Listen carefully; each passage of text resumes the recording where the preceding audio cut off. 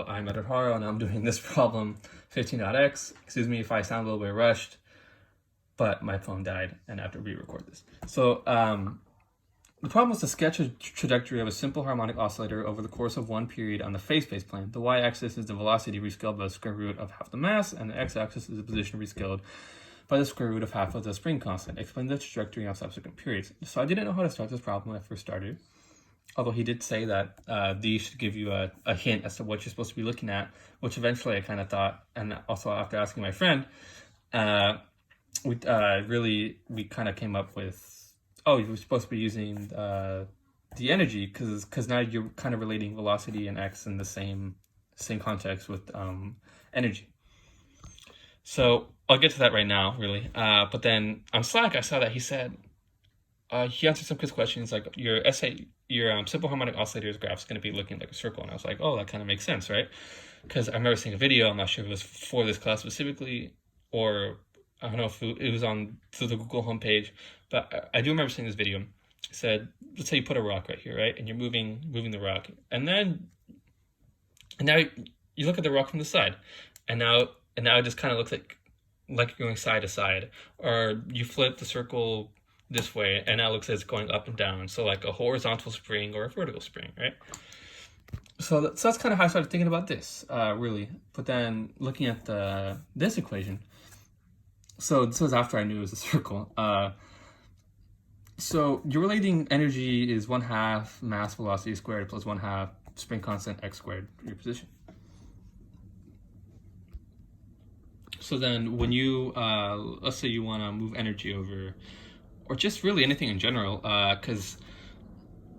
so when our velocity is 0, you're going to get your maximum position, right? Because think about it like this first before you get into mathematics.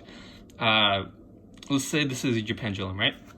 So when your velocity is 0, your velocity is really going to be 0 when you go up here. So when you hit your peak, because when you get to this point, you stop for a brief second before you come back down, stop, down, right? So you just kind of look at it here. And then when your x is 0, let's say your x is 0 here at your equilibrium, so when you're going down, your x is 0, your velocity is, you're already coming down, you hit that point, and then you go back up and you start slowing down a little bit. So then your velocity is the greatest when your x is 0, right? So now let's go back to like this equation, right? So when your x is 0, you're going to get x is 0, velocity is going to be square root of 2e over m. And then when your velocity is 0, your x is going to be square root of 2e over k, right? So then that's kind of how I started like looking at this a little bit after realizing how to think about and how to visualize what this graph would mean. So as you cross this plane, you're hitting your velocity is slowing down, you're getting to 0, and your velocity starts being up.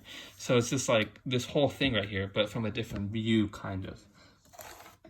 Second was to sketch a trajectory on the same plane for a damped harmonic oscillator over the course of multiple periods.